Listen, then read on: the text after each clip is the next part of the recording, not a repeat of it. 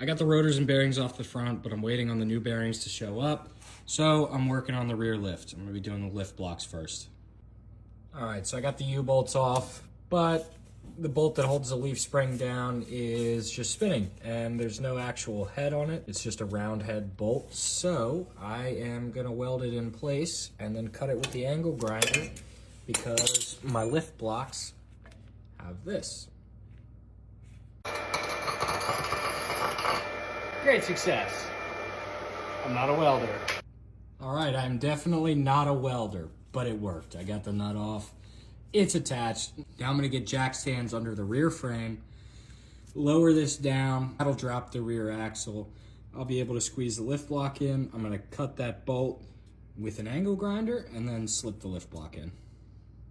All right, so welcome back to I'm a Dumbass. So this is an old lift from the 80s or 90s that was put on the truck at one point. It's cast iron, the new one is aluminum. I'm actually gonna put this one back on the truck because these leaf springs are not attached with a center bolt, which this new lift block accounts for. However, they're not attached, so I'd have to weld that in and cut it, and it's not smart to weld on leaf springs, so I'm just gonna install the old one.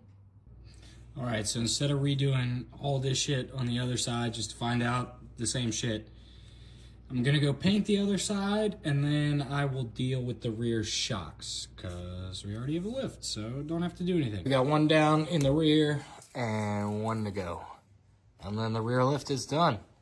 All right, we got the old teeny tiny rear shocks out. Got the new stuff in. The rear lift is done, so we get to actually see what it looks like with the new wheels and tires. Not too worried about redoing the drum brakes because I'm gonna be switching this rear axle for a Ford 8.8 rear axle sometime soon.